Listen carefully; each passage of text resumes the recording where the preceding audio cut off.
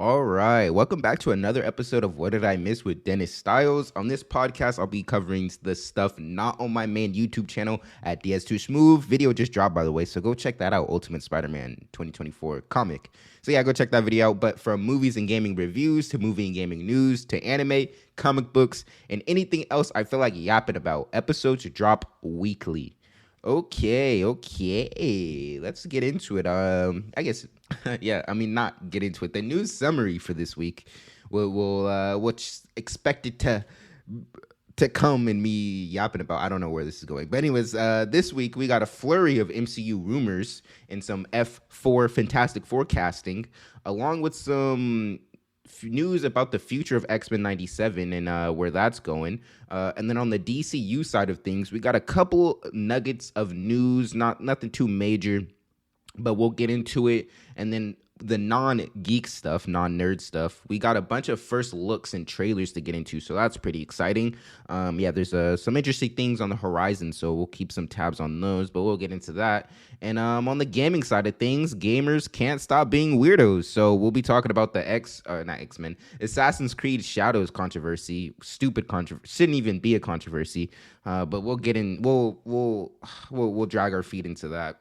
And then the main topic for this week is X-Men 97, since it finally wrapped up, and it was a fucking banger, man. So gonna get into that, and so there will be time codes below, so feel free to jump around to whatever piece of news you want to the main topic, to the DCU news, whatever. Do your Dougie.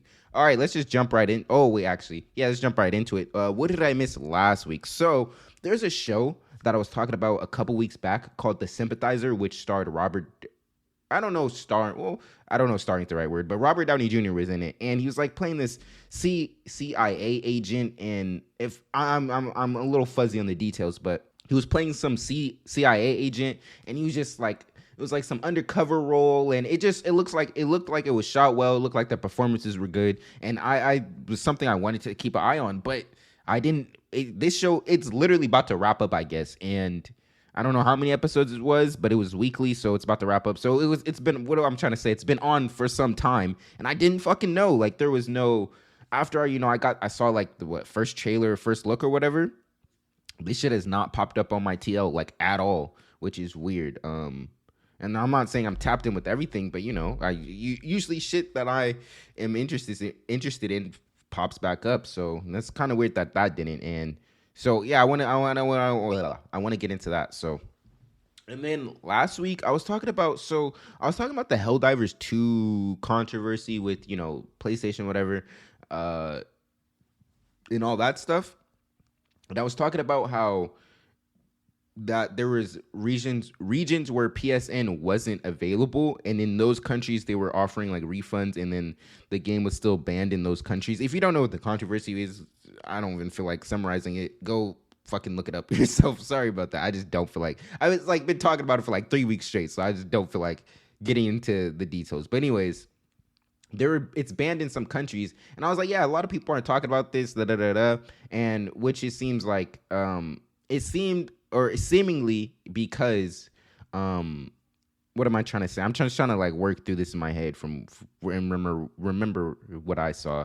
I don't think those countries have a lot of players, which doesn't like necessarily mean like, oh, it's like whatever, but like that's why it's like you don't see a lot of commotion around it. It's still like shitty to market a game worldwide, and then also I was reading that if you didn't refund the game, you can still play it. I don't know, bro. Like this, yeah, it's out of my wheelhouse. And I guess I should add, bro, if I get shit wrong, bro, I get shit wrong. Like, I'm very open to being corrected in whatever the case. I'm just at the end of the day, I'm not like some fucking insider or do fucking go deep dive into this stuff. And maybe I should, since I am, talking about this stuff. But it's like, I don't know, just like a guy yapping about some shit. And I do try to be insightful and, get my ducks in a row and correct sources and whatnot. But, shit, I'm just a guy, man. Fuck it. But let's get into some fantastic forecasting. Natasha Lyonne has been cast in Fantastic Four in an undisclosed role. Natasha, she's a really good actor. I'm about to look her up because I think I first saw her in Orange is the New Black. I believe. Is this the same lady? Let me see. She was in Blade Trinity? Robots? Bro, this was my shit when I was younger. Who did she play in Robots? Hold on, but let me see if she was in Orange is the New Black. I'm pretty sure. Uncut Gems? Maybe this is stuff. Google be like, just put in stuff like they may have worked on, or I'm pretty sure she's from, and then I think she was on this one show, like Red Doll or something. I'm not sure. Orange is okay, yeah. So she was in Orange and is in the New Black. I kind of fell off with that show, but it's pretty good. Yeah. Oh, not Red Doll, Russian Doll. And I started watching this show. She's like stuck in a time loop, I believe, or something. She's in Glass Onion. Fuck. Oh yeah. Let me see who she plays in Robots. But yeah, she's really a good actor. I like her whenever she pops up. Who could she play? I think I saw like a rumor floating around that like it's gonna be like a surprising role. What race is she? Because I was gonna say like, is she gonna? Because this new Fantastic Four movie is set in a alternate reality, so they might be like jumping, or rumoredly set in an altered reality. And from the artwork and like the posters that they put out, it's seemingly is the case. I mean, actually, not even seemingly, because I think it was kind of confirmed when the female Silver Surfer was cast, right? What was I gonna say? Oh, I was gonna say, can she fuck around and be Loretta? Yeah, I don't know this character she played in Robots. She could fuck around and be the Doctor Doom of that universe. I'm not sure. What? Let me see. Hold on. What is this? Oh, what? Because a lot of people, and it probably should be this way, want a Romanian actor for Doctor Doom. So I don't know what race and ethnicity. I don't know. I always get that confused. Not gonna lie. She's Hungarian and Jewish. So not Romanian. Yeah. So maybe not Doctor Doom. I mean, they still could, but that's what the majority. I wouldn't even say the majority, but I would say, I mean, it's probably like, the right way of thinking you don't want to get, because like that is a big part of Doom's character. From what I've read, I haven't read a bunch of Doom stuff, and there's a comic book about Doom that I'll be getting to when we get to the comic stuff. That one I haven't read about a bunch about Doom, but I brought this up before. It's like the books of Doom, and it kind of goes through his origin. It's a cool little twist at the end. But yeah, his Romanian heritage and stuff was definitely a big part of his early, growing up and whatever and whatnot. So yeah. So who else could you? Possibly Herbie, the voice from Herbie. I don't know. She kind of has like I can't really picture her voice as Herbie. They can make it work though, but I can. If it's like a little robot effect, I could definitely see her being a good Herbie Lobo. Let's see who else. I don't know a bunch of Fantastic Four characters outside of like the main stars. The Fantastic Four themselves, like some of their villains.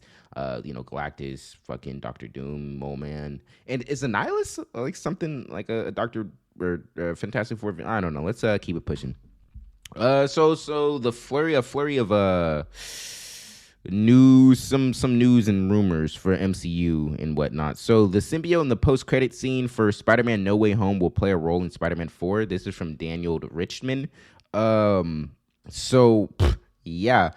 it was kind of like up in the air for me, like seemingly for me, not like anything official, but like up in the air if they were gonna follow up with the post-credit scene with the symbiote in No Way Home, which is like we kind of dumb if they didn't. But I've been seeing like rumblings and people saying like it would be a very interesting time for the symbiote to come in Peter's life. Like with, he's at the seemingly lowest point of his life. He's on his own. He doesn't really have like anyone to depend on, really. So it'll be definitely interesting to see the symbiote, creep up in his life. And then like I've been seeing some rumblings with like maybe Black Cat is gonna be in the movie. So there's some interesting stuff, and hopefully I just, regardless what they do, I just really hope it's not a another multiversal story. And not even say like I would not want to see that, but because I know like it's gonna scratch that part of my brain. I know that, but it's just like the story wise, bro. We need some street level shit. We need to get back to the Homecoming vibes. I feel like that's the strongest movie out of the whole trilogy, just from the simple fact that, I mean, this isn't the only reason, but his community played a big component, and like we kind of just lost that and got further and further away from that as we went on to the movies. And I feel like that was a very, very strong point in Homecoming, and it was one of the big reasons why I liked it a lot. So I just want to get back to that. It doesn't necessarily have to be like super community oriented like it was in Homecoming, but just get him back to the streets, man. Just get him back to the streets. Let's see. Okay, so this is official news, not a rumor. The Silk series went through 3 different versions before it was scrapped by Prime Video. So there's a Silk series. So Sony right now is they are currently gearing up to start making shows for the Spider-Man mythos. And I think the movies, I don't know what they are doing with the movies. I did have a piece of news that I was going to put in, but it's like I don't really care about it. Venom 3, they did say that Venom 3 is going to be the last Venom movie. And, you know, with Morbius fucking flopping, what was the shit after that? Or is Morbius? Has it just been Morbius and Venom? I think so. It's just, they put out so much slop, I feel like there's more. Yeah, so Morbius flopping, and then Craven, you know, is not out yet, but shit, with the track record, it's not looking too good. I'm kind of interested in that movie though, so I won't write it off completely yet. But it just seems like they're pivoting away from at least the. I'm not gonna say live action movies completely, because I'm pretty sure they're still gonna need to make them to keep the rights. I don't know but just this villain like arc they're going on that amounted to fucking jack shit. But what was I saying? Oh yeah, so they're gearing up for their TV stuff, and so Silk was gonna be maybe so Silk has been when I was reading the articles, it's been in development for like 5 years, and so with 2 of them like being like green lit and like ready for production. But yeah, so this was gonna be about Cindy Moon. If you don't know who that is, I don't really know ton about her myself, but basically she got bit by the same spider that bit Peter Parker, and I don't know the details of it, but she was locked in a room. Was it for Merlin? This was like, yeah, she was locked in a room and basically just kept in captivity for pretty much while the whole time, you know, Peter Parker's been Spider-Maning. So that was like the reasoning why she was absent, you know, during all that. And then like she got out, she's trying to find her family or whatever. Yeah, I'm not like past that point. I'm not too sure on her details on her story, but so there was some shit that came out like weeks ago about this show, like that one about this show. They was probably part of this like retooling, is they wanted it to be more suitable for the male audience, and I was just like confused by like, what the fuck does that mean? Like, are you trying to show more ass and titties? Like, are you trying to make it more sexy? Because like fucking, and which would be weird, because there is like some weird shit with Silk and Cindy Moon's character where, and they retconned this and wrote this out apparently. But like she has this pheromone attraction to Peter Parker, so like whenever they're near each other, they just want to have sex with each other. So it's like, were they gonna? And then also like from her like. It looked like from her costume, or I've seen like some images like her. So basically her powers like I don't know any point of her body she can like shoot webs from, but she has a lot more control of her webs in their organic, like comparing like Peter Parker's powers and shit. And like I've seen like designs of her where her outfits like she has like no clothes on, but it's just like her webs covering, you know, her body and shit. So it's like, were they trying to like do more shit like that? And it's just like, it was just so weird. So this has been like in the blender for a while. And I guess one of the major execs, one major request by execs was for the writing team to change the show so it didn't focus so heavily on Silk. Like, bro, what is this like misogynistic like, what the fuck? How you gonna make a show about a female character and just be like, yeah, let's not focus on this female character? Like, shit be like I just be scratching my head at like some of the shit. No cap. Along in that, you know, the shows that they're working on. So the Spider-Man Noir, or I guess just Noir, which is kind of worrying. The lack of like Spider-Man mentioning in that show. Like, I went over it last week, but. The Noir series starring Nicolas Cage, Spider-Man Noir, was it's part of this thing. And then also, apparently in 2019, Phil Lord and Christopher Miller, the guys who did Spider-Verse, 21 Jump Street, 22 Jump Street, and some other stuff, they made a deal to be head of Marvel TV shows, but this was back in 2019, and nothing was really happening yet. And so they had a 5-year deal, and so what 2019, 2024. So that's coming up. So I guess what I brought that up because it's going to be interesting to see if these guys renegotiate that deal to extend it even further, because they are working on the Noir series. I think there might just be producers, but they do, I guess, have their hand in it. So are they going to retool this deal to extend it further, or are they gonna, just let it just run out? But them being so, them being the heads of the TV shows, I feel like they have a very good, strong creative vision.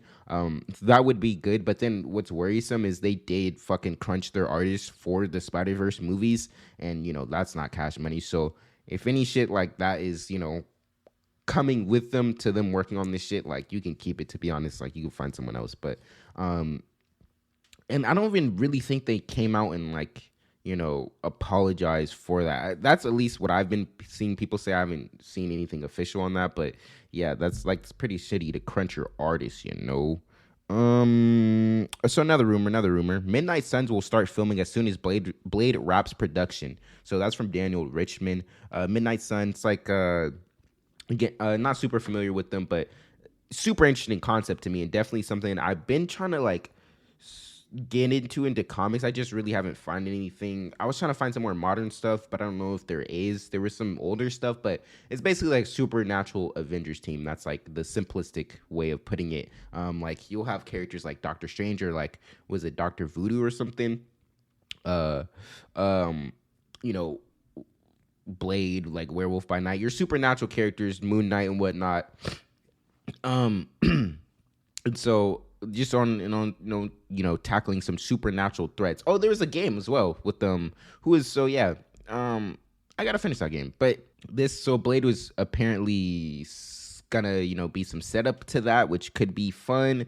I did say, like, I do want that movie to focus purely on Blade, because there's some stuff with his daughter and stuff, which I was like, I don't necessarily mind, but let's get a fucking Blade, a proper Blade movie, a proper modern Blade movie, And so, and if they kind of do, I mean, fucking, it's interesting. Midnight Sun's a super interesting concept to me. So I did say that about Blade, but I'm not necessarily fussed if it's we do get some components and some crossover in the Blade movie, setting some stuff up for Midnight Suns. I'm not gonna mind that too much. But again, I still want to purely to be, for the most part, focused on Blade. So this is oh shoot, bump my mic. This is possibly really interesting to me. Not possibly, it is. Marvel Studios is reportedly casting a male in his 20s for the lead in a Nova series. Sam Alexander is usually a teen in the comics, so the show could focus on Richard Rider instead. So this is from Daniel Richmond. Yeah, I've been wanting to see Nova in the MCU for a while, ever since we saw Xandar in what's it called, the Guardians movies, which is the planet like his helmets and stuff come from and whatnot. Because so Nova is like, basically you put on this helmet and it gives you cosmic abilities. You could fly, shoot lasers and whatnot, super durable, all the shits. And so yeah, I mean, when did I first get introduced to Nova? Probably he might have been in Superhero Squad, but like, I think Sam Alexander was in the Ultimate Spider-Man show, and I really liked him in that. I really like all his Spider-Man's little team in that. I feel like it was really fun. And Nova was a character that I always wanted to see more of since then. And then since getting into comics, I went and read some Nova stuff. With Sam Alexander, still need to read some Richard Rider stuff, but. And I was liking Sam's comics for the most part. I feel like his character was just super juvenile. I mean, he's a fucking kid, but he's just like super juvenile, hard-headed, and that's not necessarily a bad thing. But he was getting up to some fun adventures. Like, there was some stuff with Beta Ray Bill, some horse-faced Thor character, and some other stuff like that, some other cool crossovers and fun characters popping up. So it was enjoyable for the most part. I gotta finish it so I can get into some Richard Rider stuff. But yeah, what is kind of worrying though about this possible Nova series is it is gonna be a Disney Plus show supposedly. And it's like, bro, you have this major cosmic character, and that is gonna probably need some heavy CGI stuff. And the track record for CGI for these Marvel shows just has not been too good. And so, and it's entirely their fault. You can pull off great from what I've been, since doing this podcast and like finding out more about like, the inner workings with some of like, this movie stuff and whatnot behind the scenes. And I guess this is kind of, common sense as well, but they could easily pull off some great CGI with a relatively, it's fucking Disney. They have enough money to throw at this. They can pull off some great CGI with a relatively, sizable budget. Not it's just a clear vision in time. Like if you have your clear vision to do CGI, for CGI, and the artists are allowed to work on that until whatever deadline or so, and not changing the shit a week or like a month before the a deadline, and they got to scramble do some other shit, and that's when shit starts to look shoddy and stuff. And that's why those old Transformers movies look so well, because they had a proper vision, and they had a proper, even if they didn't have a proper vision, they were working on those fucking like Transformers for fucking years, bro. So it's just like, you just need to give them time to cook, bro. And so it is worrying that it is seemingly going to be a series, but they can pull it off. And it seems like they are trying to get their ducks in a row, especially with this new, like, retooling of the Daredevil show, which I will get into in a second. And just the way they're doing things, and they're trying to seemingly focus on quantity over quality. So we'll see how this pans out. But yeah, I'm definitely excited. I'm nervously excited for this, I guess is the way I'll put it. Miss Marvel, and then some more rumors. So this some season 2s with some stuff. So Miss Marvel season 2 is reportedly being discussed at Marvel Studios. A decision will reportedly be made soon. So this is from Daniel Richmond. Miss Marvel season 2, I feel like really the highlights for that, it was just, honestly, again, it was okay. Miss Marvel season 1 was pretty mid, but I feel like the Kamala Khan stuff was really good. Like the family dynamic was really good. What really just fell apart was just like the structure of the series, it being limited to 6 episodes. So like you didn't get proper. You're trying to properly set up Kamala Khan and her family. You're probably trying to properly set up like these fucking clandestine villains and whatnot, and give context to Kamala Khan's past and some fucking time travel shit. And then you have the fucking the what are they clean, like damage control fucking. It's just way too much in the 6 episodes, and it just did not like fully come together. But I feel like there's some very interesting, or some very fun components, worthwhile components in that show. So I'm definitely open to a Miss Marvel season 2 if they are continuing with this new mindset of how they're doing their shows, and having actual proper writers rooms, and not trying to force, from what I was reading, when this retooling and stuff was happening, they were trying to make, from my the way I was looking, or took it, was they were trying to make the shows in the ways they make a like Marvel movie, and that just doesn't work. Like there's different processes for making a show and a movie for a reason, So, and we're trying to do that, and that's why why a lot of those shows fall short. The later ones. So, and then also Hawkeye has rumoredly. So this is from My Time to Shine. Hawkeye has been renewed for a second season. Clint's brother, Hawkeye's brother, Barney, will have a significant role. The storyline will draw inspiration from The Raid, featuring Kate and Clint trapped in a single location. I didn't know Hawkeye had a brother named fucking Barney. Yeah, there's other people, but I think I'm like, not one of the only people, but I think I'm one of the only people who really just liked Hawkeye when it came out. Like I thought it, it could have definitely been better for sure. But I thought it was pretty fun for the most part. I liked the introduction of Kate Bishop. Thought she was fun.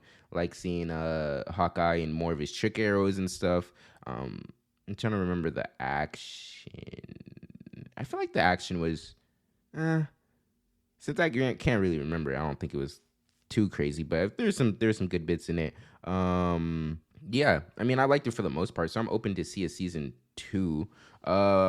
Just again, like I said, with this retooling, I feel like definitely the lens that we see most of they definitely got to prove themselves for sure. But I feel like the lens that we see most of the Marvel Disney Plus shows is kind of seemingly outdated. Like maybe we'll get some mid and shit still, but I feel like they really learned their lessons with the output and the shit they were putting out seemingly. So we'll see how this pans out. But I'm definitely open to a season 2 for both of these shows. So and then. So some Daredevil stuff. So Vincent D'Onofrio and Charlie Cox say Daredevil Born Again will cross over a lot with the original Daredevil series, and that prior to the mid-season creative overhaul, originally it wasn't going to at all. So yeah, this is great news. I think we kind of knew this. Not kind of, like we literally see fucking Bullseye's coming back. Punisher's coming back. All this shits, and it just was like I think they already coming back, or Punisher was, but it's just like, bro, you're gonna quote unquote revive this fan favorite Marvel show, and you're not gonna pick up on the plot points of what made that show so fucking beloved anyway. Like, you're not gonna fucking try to include like Foggy Nelson and what the fuck is her name? I know her real name's like Deborah in real life, but what is her name in the show? Karen, like they weren't even gonna be in the show. Like, what? Like, how are you gonna take away like his fucking supporting cast? Like, we're not gonna fucking follow up with the Bullseye cliffhanger. Like, we're not gonna like fucking season 3 of Daredevil, bro. That's some of my best, like, or not, some of my favorite Marvel content in general. That shit is lovely, bro. Lovely. I love like all like the themes in it and all like the connective tissue between the characters and like what they're going through in their respective storylines and how they overlap and whatnot. Like, all that shit's so fucking fire. The performances. All right, this is not a Daredevil season 3 rant. Let's keep it pushing. I don't know if this was said or if I already brought this up like weeks prior. But this new series, Born Again, is gonna have 9 episodes instead of, I think originally it was like 16. Which when I heard that originally, I was like, "Fuck yeah, bro! Let's get a bunch of Daredevil if there's the story for it." But it seems like there wasn't the story for it, and it's just gonna be a lot of dicking around. So it's like I'll rather take a short 9, concise, impactful episodes over a bloated 16. So yeah, that's cool, I guess. So some Marvel animation stuff. So X-Men 97 season 2 is currently in the editing stage. Brad Winderbaum, I think he's like the head of Marvel TV in general, has confirmed that the series will have a new head writer for season 3. So this is again, they still haven't said what this guy Bo Mayo has done. It's super fucking weird. Like, it has to be some shit that's like currently like in the legal fucking process or whatever. But so I mean, I'll get more into it when we get to talking about the show. But it just it's kind of making it worse, like, for the fans in a way, because not that's not the right wording, but like, people are trying to, like, since it's so shrouded and we don't really know, people are like, oh, hire him back, like, just do this and that. But it's like, bro, you don't even know what the guy did, so why are you even like calling to like get him hired back? Like, I don't know. Like, there's some rumblings and rumors and some stuff, but it's just like I don't even want to like speculate, because it's like I feel like that's a little weird. But yeah, we'll see, I guess. So possibly the runtime for Deadpool and Wolverine is revealed, with it being 2 hours and 7 minutes, the longest Deadpool film yet. So this was like, I think, pulled from like some AMC listings or something, and apparently tickets go on sale Monday. So tomorrow, I'm recording Sunday right now, so apparently tickets go on sale Monday. So about to scoop up those. Hopefully this gets posted Monday morning, so you'll hear about that. Or you probably already heard about it. Deadpool. I'm super excited for Deadpool, bro. I'm just like, I don't, ultimately, I'm just there for fucking Wolverine, seeing that shit. And so anything coming out of that, cameos wise, or, yeah, it's just a bonus. So just glad to see Wolverine. Okay, so some DCU stuff. DCU. IMAX announced Superman is being filmed entirely for IMAX. So yeah, this is very minuscule news, but I brought that up because I probably will try to see this at IMAX. I'm really, really excited for this movie. High expectations, and maybe I do need to check those a bit. But yeah, I saw Oppenheimer in IMAX. I wanted to see Dune in IMAX, but I just didn't want to. I just didn't feel like making the drive, honestly. Because I think the only IMAX, like I have Cinemark XD like fairly close to me, but like the only like IMAX, really IMAX theater is probably like it's not hella far. It's just I don't know. Just didn't feel like driving. But yeah, there's a couple other. I think most of the Marvel movies, new Marvel movies, are coming out besides Deadpool. But like Blade and Fantastic Four and shit are also being filmed for IMAX too. And then some, I was gonna say casting, but a director has been attached to Wonder Woman, a Woman of Tomorrow. So this is gearing up to like be in production fairly soon. So Craig Gillespie is he's gonna direct Supergirl Woman of Tomorrow. Which okay, so some people were like saying, "Oh, but he's so." I think saying that he's not a woman director, and not a woman director will probably I think there's a female writer, and so yeah. I mean, I don't know. I don't know where they're really going for that, but he has done some female driven movies. I guess really well. I guess so today. Is that a movie? Lars and the Real Girl, the remake of Fright Night, I, Tonya, which I think is good, Cruella, and Dumb Money. And it, like I said, it does have a female writer, and I think that's the most important part. Because, yeah. So it seems like, you get the writing from a female's perspective. And not saying that men can't write females, but I feel like, it's probably better for a woman to write a woman's story for the most part, but you got this director who has worked with female leads and stuff before. So the only thing that's really big with this movie, I say, like that needs to be like, the director and shit, he's done cool things and whatnot, but I feel like the visuals are, I feel like, the biggest thing for this movie. Just comparing it to the comics is just super visually pleasing. The art's like, not even just like saying like the art style's good, but just the spreads and the vibrant colors and stuff. And so they're really gonna have to nail that really well. And if they do nail that, this movie has potential to be an all-timer for sure. I gotta finish that comic. I literally like stopped like with 3 issues left. I just like I don't know. I just do that a lot. I just will drop something for seemingly no reason. So some anime stuff. Yeah. So yeah, that was like kind of the rumors and news and whatnot. So now we got a couple first looks and trailers for some stuff to dig into. So first up, it's like these 2 anime things. Berserk, the Black Swordsman arc trailer from Studio Eclipse releases in summer 2025. And so Berserk is probably the first manga I read. And yeah, if you read Berserk, then that's probably very telling. This story, bro, it's a fucking all-timer.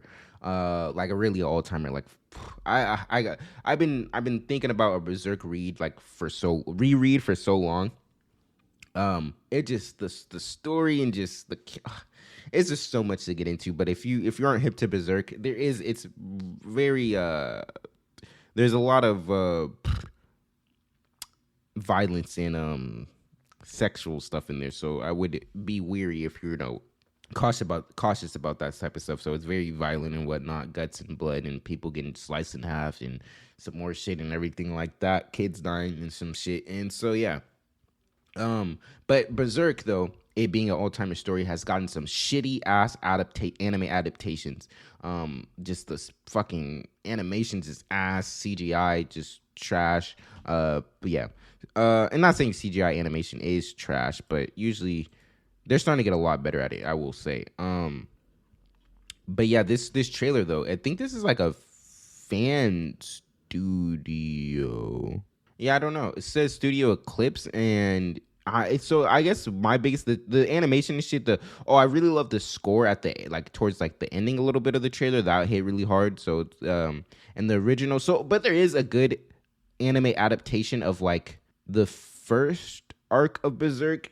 And so I really like Berserk because, you see all these crazy things and shit, like these fucking crazy demons and shit like that. But then it starts off very quaint and small, and it kind of blows up into all that. And I really and I wasn't expecting that going in, but I really liked that a lot. And so the Black Swordsman arc, is that no, that's not the first. The first arc is called something else. I think this is the arc after the shit that happens in that first arc, which is like drastically changes everything. So I think so, but there is an old like '90s animation of the smaller scale stuff that I was talking about, and I haven't checked that out, but it has a fucking really good score in it. So I'm glad that this one has seemingly a strong score as well. This trailer's pretty long. It's like fucking 3 minutes. I guess that's a pretty long for credits. It's like a minute of fucking credits, a minute plus like a less than a minute of credits, but it's like 2 minutes and some change. But and then I think Berserk has a couple games as well. But yeah, I'm super excited for this. And so I guess my biggest question is how long are they gonna keep this going? Because it's seemingly fan animation. I don't know. I'm not sure. So yeah, I don't know how much like money they got behind it and whatnot, but definitely keeping eyes on that. So oh no, for some reason when I hear like 2025, 2026, I be like, damn, bro, that's long as shit. Like I'm still like stuck in like 2022 or some shit. Like, wait, we're in 2024. Like it's not that long. So next year. So yeah, that's cool. So we got the first look of the Terminators in the Terminator anime series releasing August 9th on 29th on Netflix. And so this is really interesting. So I don't know if I knew about this. I think I was talking about like a Terminator game. I think that's the Terminator shit I was talking about. I'm gonna cut it, but I was having a terrible time pronouncing Terminator for some reason that you won't hear. I fucked up like that intro. But what's really interesting is like who's attached to this and like the details with the story. So I'll just get into that a little bit. So it's Mattson Tomlin, the showrunner and executive producer behind the anime series. He's worked on he's currently a writer on the Batman Part 2, so that's interesting. And Project Power, I don't know what that is. So he has some pretty I was gonna say writing credentials. I don't know what he's worked on prior to those two things, and the Batman Part 2 is not out, so you can't judge that yet. But I think what's really interesting with the visuals look, I think, really strong. So that's definitely a big component for me going in. And then it's set in Japan, and then I guess this doesn't follow like the typical, John Connor like type of deal that the movies usually follow. And I guess like I gotta watch the Terminators movies, bro. I think I might honestly, because I've been trying to think of ways to just make content quicker and not sacrifice my the quality I want, because bro, I like going into detail. I like, and whether that's in the story of the art or anything like that, I like just going into detail and shit. And so when I do shit off the cuff, it's kind of hard and to do that. And I could probably, I really got to buckle down and just, maybe make bullet points and stuff I want to hit. But it's just, when you script write, you got a certain flow of it, and I just don't like to be like all over the place, and my brain is very fucking scrambled. What am I ranting about? Oh yeah, I was gonna let's for instance, if we have like a topic week, there's nothing to review, I'll cut on, or I'll talk about Terminator 2, or Terminator, and then I'll cut that up and then put it on the main channel. But because I do want to do something like actually, let me not show my hand. But it's something similar to what the Mr. Sunday movies does with the Caravan of Garbage. But yeah, I don't know where that rant was going. But I think what's interesting about this though is set in Japan.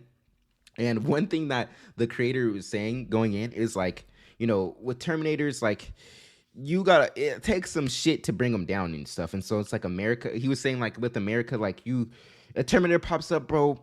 It's like, this is like more of a surreal setting, and not every fucking person, but it's not far-fetched to break into a car, look into a glove compartment, and there's like a fucking pistol in there, and like now you're shooting at the Terminator, you're getting the action popping quick like that. And since it's set in Japan, he said he wrote a scene like, similar to that, like a Terminator comes and they need to get their guns to, fight them. But the thing is, there's no guns in Japan. I guess someone was saying like that if they needed a gun in a situation in Japan, they don't know where to get them. I think that was like one of the notes or something got back. But so it's like you're going to see more sword fighting with like Terminators and shit, of like a Terminator with like blade arms and sword fighting them and shit. Like that seems like really fun.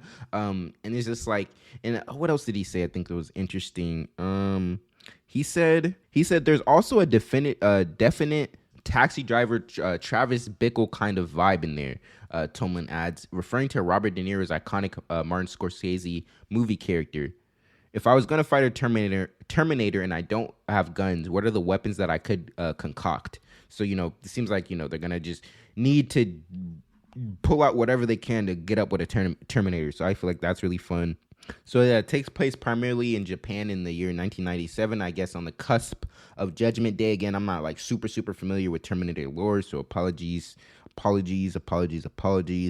yeah, he says like if he does get greenlit for more seasons, the plan is like, so I guess this follows, it is like has some typical Terminator beats where a soldier from the future has to come back and protect. In this case, it's a rival. So I guess for Terminator lore, again, I'm shoddy on it, so sorry if I get anything wrong, but there's this AI called Skynet, and that's where it makes the Terminators and stuff, and so they go back, the survivors of the future go back in time and try to prevent Skynet from being made and whatnot, and then Skynet sends Terminators back to the past to stop them from doing that. I'm pretty sure it's like the vibe of the Terminator movies, but I really only like seen Salvation, which from my understanding gets shit on pretty heavily by the Terminator fan base, which but I probably, I liked it as a kid. I was like fucking 9. My dad wouldn't let me watch that movie, which was weird.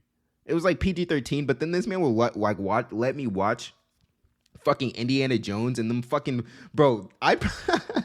Indiana Jones probably scarred me more than Terminator ever fucking could, because when they open up the Ark or whatever, and the spirits come out and they start melting the Nazis' faces, I used to be so scared of that part as a kid. And then the Temple of Doom, when the guy's taking out the people's hearts and doing a fucking, I used to be terrified as that as a kid, and he wouldn't let me watch Terminator Salvation. And thinking about this shit in Terminator Salvation, there is nothing that comes close to any of that stuff in Indiana Jones. I just feel like that's super funny to think back on. What was I saying though? Honestly, don't remember. I think if this gets more seasons and stuff. So the guy, it is basically this quote unquote same Terminator plot. This guy that is the future soldier is trying to protect. He's making a rival to Skynet, and not necessarily to be on some evil. Well, I don't know, but I don't think he is, because Skynet, like, it's an AI, and it evolves into like the Terminators and stuff. So it didn't start out like that. So he's making a rival to Skynet, and so I think maybe it like contributes to the fall of Skynet, and so Skynet's trying to send people back to like kill him and whatnot, and so. But basically, they're trying to attack him and his family, and it's like if he gets more seasons, then you want to play with like where his kids grow up to and like grow into and whatnot. And so yeah, this is definitely seems very interesting. I'm definitely gonna check this out for sure. And then talking about like all this AI and stuff and all these robots, I gotta go back and finish Pluto. That's like it has very heavy themes and whatnot, and has to deal with AI in it. I was really enjoying it. It's just super long, and I just kind of fell off with it. Like each episode's like fucking 50 minutes, which is not typical for when I'm watching anime. So yeah, a couple more first looks and whatnot. I guess it's a concept first hearing look. I guess Emma Stone and Jesse Plemons will officially star in Yorgos Lanthimos' next movie, Bugonia, which will Focus releasing the film. I guess this is a publishing company, with Focus releasing the film next year. The film follows two conspiracy-obsessed men who kidnap a major CEO, convinced that she is an alien intent on destroying Earth. Yeah, I I feel like I say it a lot. If it's an interesting premise, I'm pretty much on board for the most part. So I'm locked in to see how this develops. I like Emma Stone, like Jesse Plemons, and I think Yorgos Lanthimos he's doing Kinds of Kindness, if I'm not mistaken, which I'm gonna bring up again in a second. Kinds of Kindness. Let's see who's doing this. Oh yeah, so it is the same guy. So it looks like he likes Emma Stone apparently. Not like that, but likes working with her. So yeah, and then beyond that, we got the first trailer for the Dune prequel series, Dune Prophecy, which follows the start of the Bene Gesserit 10,000 years before Paul Atreides was born. So This is how everything started, and I'm kind of lukewarm on this. I'm definitely open to check it out. So this is releasing later this year. I'm definitely open to check it out. It's just like when you have something so strong visually and so like, so clearly filled with passion from every corner of it, from like, the actors going in, the director, like just everything. It's hard to see something that is not made with, well, seemingly, well, okay. I'm not gonna say this is not made with care, but it's just not. That is the vision that we got acclimated for Dune. And so saying something that is not that is a little jarring, a little bit. And not even saying this looks terrible. It just looks like, I feel like the visuals look good for the most part, but it's just like, bro, the Dune movies, those are a different beast. But I think like Mark Strong, he plays like the Emperor, one of like the early emperors. Or I would say the Emperor at his height in power. I think a point was pointed out that I saw was like, we saw the Emperor in the Doom movies where he's like at the end of his fucking his reign and whatnot. And so because I think this is an ancestor from the Emperor we saw in the Dune movies. And so we saw him like he was going out the door. You feel me? And so this is at the height of the power. So I feel like that's cool seeing going in. And I wonder if there's gonna be like, a little flash forward where is Timothée Chalamet gonna pop up in this somewhere? But yeah, for the most part, like it looks all right, but it's just like, like I said, just like you get something so strong with Dune, it's kind of hard to accept someone else's vision, in the Dune universe. But I'm open to see some more Dune stuff. And so I guess really what I feel like is this show is kind of if this show does well, we'll probably see more Dune spinoffs, and if this doesn't, we'll probably won't. So yeah, we'll see how that develops and see how that does. So do I want to add this in? Nah, I don't really care about this. But Simon Emanuel has seemingly, I don't know who that is, has seemingly revealed that James Mangold's Star Wars film will be titled Star Wars Jedi Prime. As from, I guess, SFX magazine. And so yeah, I think James Gold, there was a couple directors that were supposed to be making Star Wars movies, and some of them fell off. I think Taika Waititi was one of them, and I don't mean like fell off quality wise. I mean, some people will probably argue that, but I feel like just Ragnarok was just a miss, which is all right. People have misses. But I don't think this is like officially confirmed, or if this was still, I think this was still pretty up in the air. But I think this kind of confirms and where the mindset of where they're going on with this, and this seems to be moving forward, which was, I think, so James Mangold, I think this was his Star Wars movie was gonna be something with like the High Republic, kind of where, I'm not necessarily saying, but like the Acolyte series, where that's like super in the past, so something like that. And so I think this is like the start of the Jedi, the start of the Jedi. I think Acolyte is kind of them at the height of their power per se. I don't know. But yeah, I'm super interested in this Jedi Prime. What is that? I don't even know what that can entail. I'm not super familiar with early Jedi stuff, but definitely keep an eyes on this. But I just want Star Wars with different visions, different director visions, different directing styles, and just new Star Wars. And I'm fine with like people.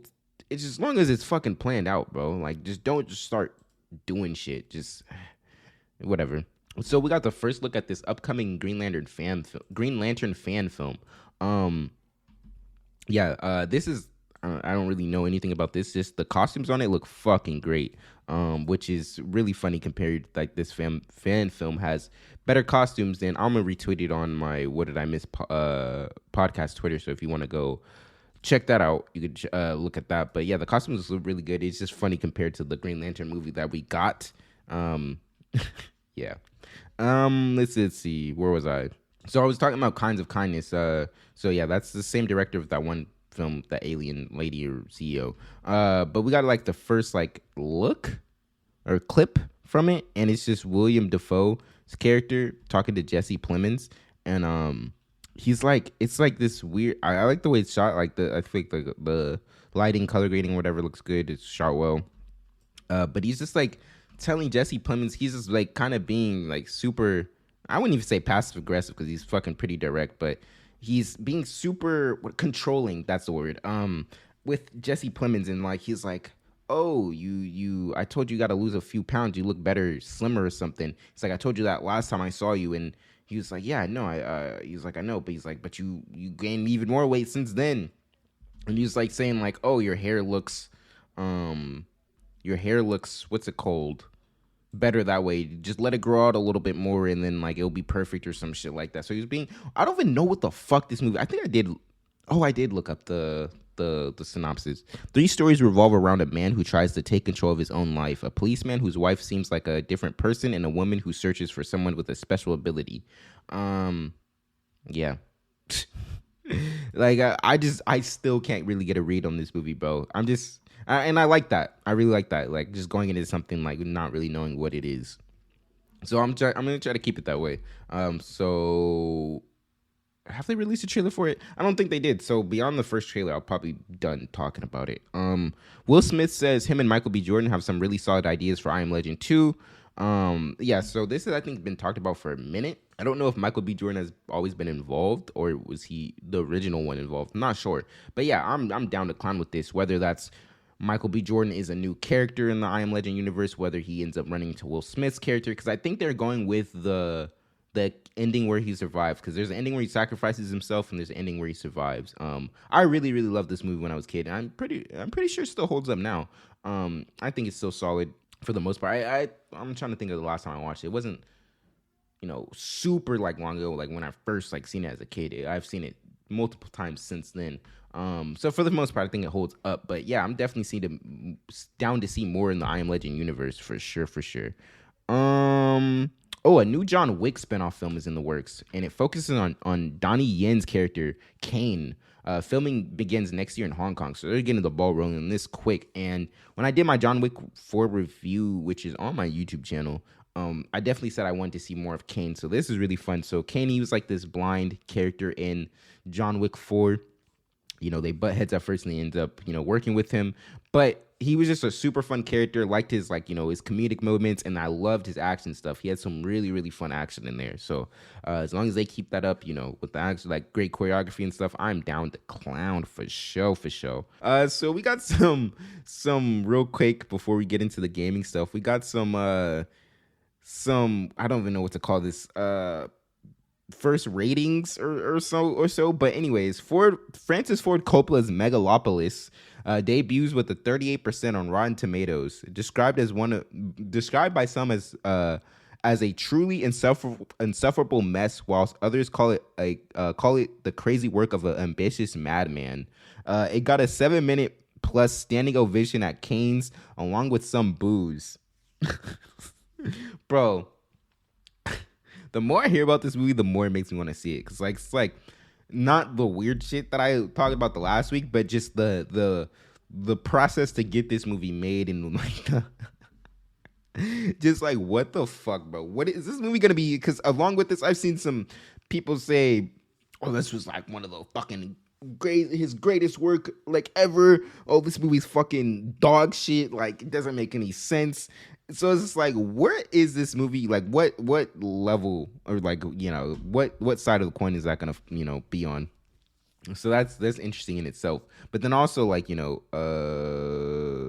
first like rating or whatever, Furiosa debuts with a 90% on Rotten Tomatoes, described as one of the best prequels ever made and a bold masterpiece. Wowza. A fierce and gripping performance from Anya Taylor-Joy. Not surprising. Just got a 7-minute standing ovation with no boos. So I guess that it has that over Megalopolis. And so yeah, I mean, with this early, reviews and ratings and stuff and whatnot, I got to take that with a grain of salt for sure. But and with the Rotten Tomatoes rating or whatever, just go form your own opinion. Or if this is enough to sway your opinion, then yay, that's what it is, I guess. But I still want to go out there and the Furiosa one is more, I think, makes me more worried than the Francis Ford Coppola shit, because I don't know, that just like pumps up, like for the Francis shit, it like puts me in the mindset that like, oh, this could be fucking dog shit, but it's like I'm just there for the ride. For the Furiosa stuff, it just like pumps my head up to be like, oh shit, I'm about to see some real fucking cinema here. And not saying I won't, but it's just like, it makes those expectations higher than what they were, because I really didn't have any expectations going into this movie at all.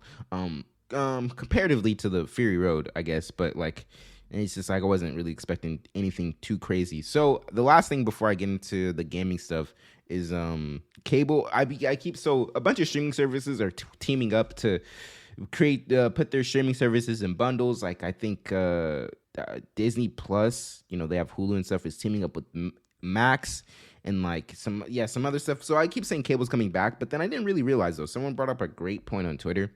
Cable isn't coming back, which I mean it kind of is, but it's coming back worse than what it was. So with regular cable, you make a show, the actors, the writers, the directors, probably anyone who works on the show, they get residuals. So when those shows have just come up on regular TV, reruns and whatnot, you get paid for that. But with streaming, I'm pretty sure for the most part there's no residuals, and so a lot of residuals really help in kind of hold actors and those people working in the industry over until they get to their next project or whatever.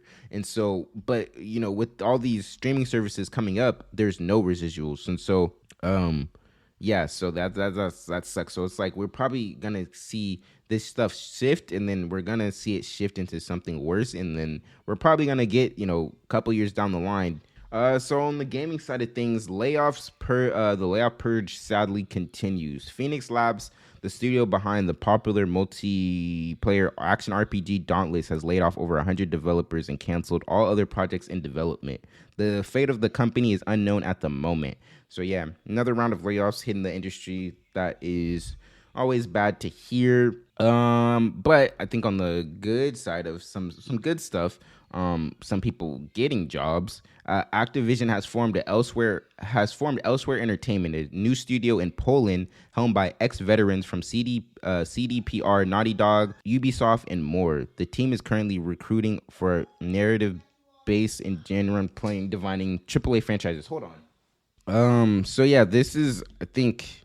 So yeah, well, I think any games coming from this is well ways off, definitely, considering the development cycle of AAA games nowadays. Fucking like 6 years, 8 years plus. Not saying it'll be that long, but yeah, we're probably well ways off, unless they just been working on some shit in the background, which I doubt if they're just being formed.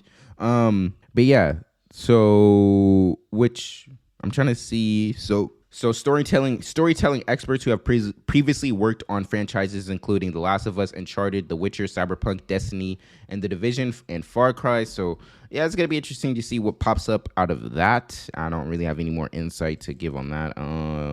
So Microsoft games. So they've been doing it a little bit. We've got a little bit Xbox exclusives coming to PlayStation and Nintendo and whatnot, but it seems like they're opening the floodgates, which I said wasn't going to be surprising if they do, and other companies start doing as well.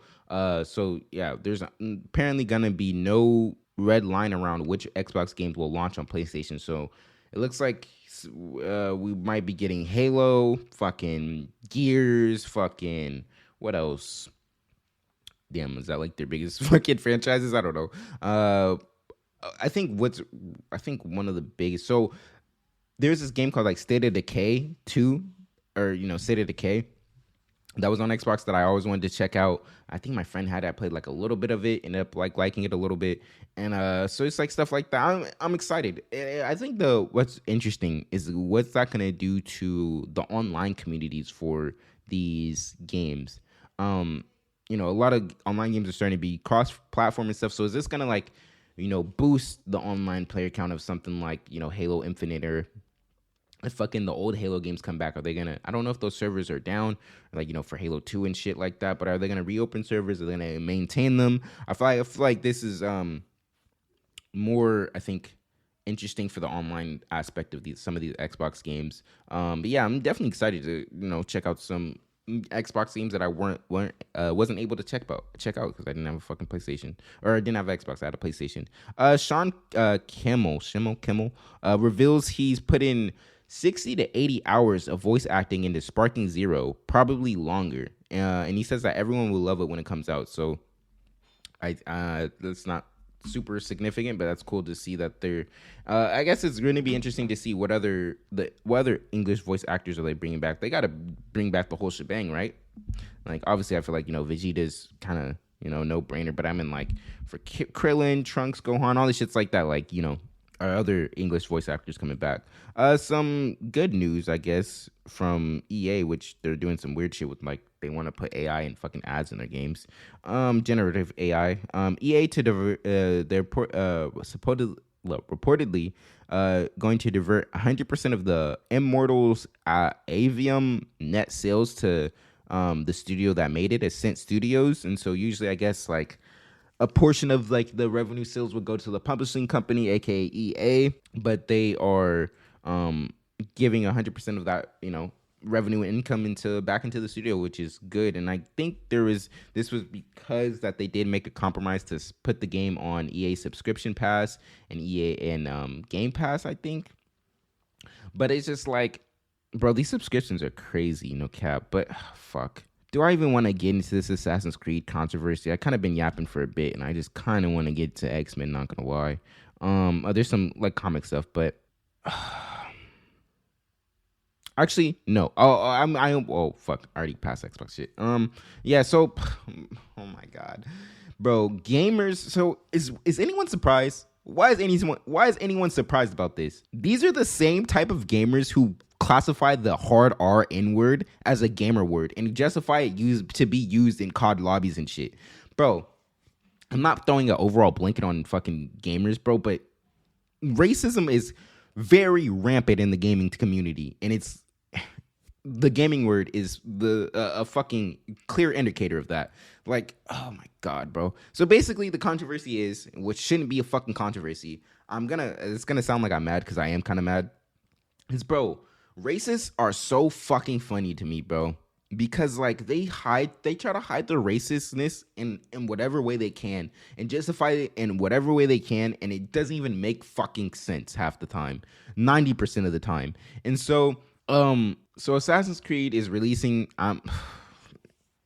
like, I don't even care about this game. That's why it's like, I don't really want to fucking talk about this, but it's just like, niggas can't be fucking normal. And so Assassin's Creed is releasing their first game set in Japan, which people have been wanting since fucking Assassin's Creed has been out. Fucking Assassins, Ninjas, come on, no brainer. So this game has, and I'm already, like, I don't care about this because, bro, we've been, like I said, Assassin's Creed fans have been wanting, and they did do some, like, side scroller platformer shit with some Assassin's Creed stuff that was in Japan, but it's just like, it was not significant at all. So it's just like, I got my brain's got that itch scratched by Ghost of Tsushima. Like, there is a superior Assassin's Creed game that feels more akin to the older Assassin's Creed than the new one. So it's like, bro, what the fuck are we complaining over? Your Japanese Assassin's Creed game is right there. And granted, it is a PlayStation exclusive, but it just got released on PC, and it's doing pretty well. But anyways, so this new Assassin's Creed game has two protagonists. One is a female ninja, and one is a black samurai named Yasuke. I don't fucking know, and I don't really care. Apparently, he had, like, a Netflix show that I was gonna check out, but it ended up being Bun, so I didn't check it out. But apparently, he's like a fucking and, like, honestly, I don't even fuck, bro. It's just like, I don't feel like talking about this, but it's just like, yeah, I'm gonna skip this because fuck, bro. I do want to give my point on it, but it's just like, I do not care about this fucking game, bro. I really don't. Like, I honestly do not.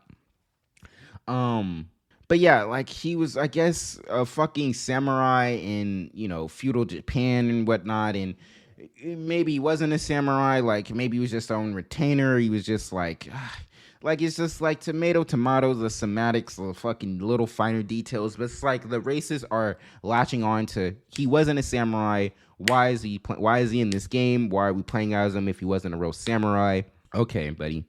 Did fucking Ezio Auditore fucking actually assassinate all those people? Was fucking Leonardo da Vinci actually making hidden blades and fucking contraptions so I can fly over goddamn enemy compounds to destroy their fucking artillery and drop down from 100 feet in the air to assassinate a man? Did fucking Leonardo da Vinci, like, create a goddamn parachute for me? And, like, bro, why the fuck are you tripping about historical accuracy when Assassin's Creed is known to stretch, the truth, and not the truth, but like, stretch roles. And Leonardo da Vinci wasn't running with the fucking Assassin's Creed Brotherhood. Like, come on, bro. Like, why are you getting? And that's how you know it's just pure racism. Because why are you getting hung up on these historical inaccuracies, bro? Like, that has never been that has been Assassin's Creed bread and butter from the conception of it. Like Assassin's Creed Origins, like there's God, bro. And then it's just like, the Assassin's Creed, we finally got it set in Japan, but we're not even playing as a Japanese protagonist. Brother, there is a female Japanese woman right there. Oh, just because he's a woman, right? You don't acknowledge it. Oh, yeah, I forgot. My fault. It's just like, bro, it's just so exhausting because you constantly have to deal with this shit, bro. It's like, people... any black person in any fucking setting, fucking movies and shit, and granted, because there's some shit like this in when God of War Ragnarok was coming out, and one of the giants was fucking a little black girl or some shit. That's where you're getting fucking hung up on, when there's a fucking giant that is the size, giant that is a fucking snake that is the size of the world. There's a fucking like fire giant, some more shit. Like, you're getting hung up on this little black girl as a fucking giant. Who gives a shit, bro? Is the game actually good? Why don't you worry about them charging $130 for a deluxe edition for this game, or fucking worry about them locking a mission behind the deluxe version of this game, the same way you guys were fucking up in arms over Star Wars Outlaws doing the same shit. But I'm not hearing none of that. It's just fucking complaining about the most useless shit to disguise their fucking racism. And it's just so fucking frustrating, bro, because it's like, can you just be fucking normal, bro? Can you just be normal? Please just be fucking normal. It's just bro, it's just being a black person, bro. And granted, bro, I'm not gonna lie, it is probably some checkbox shit. Like, what's a way? We got a female lead on this, checkbox. We got a black lead in this, checkbox. I get it. It's probably is that, but that doesn't mean it's bad, bro. Who fucking the fucking Japanese people themselves don't give a shit. They're literally, so a bunch of like white people and some fucking incels are like bringing up, pushing up their nerd ass fucking glasses.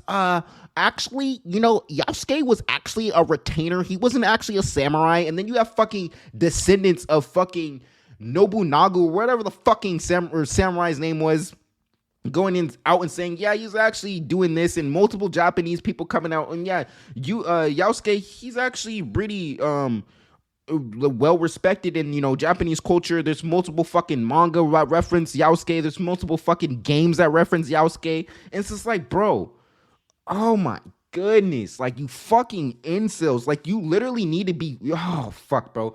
They need a fucking M&Ms thrown at their head full speed by the fucking the best pitcher in the world, and not the little ones, the fucking peanut M&Ms. Like, you need them, they need to be thrown right at their little fucking noggins, bro. Maybe they'll knock some screws back into place, bro. Like, oh my god, you fucking incels. I hate all of you, literally, bro.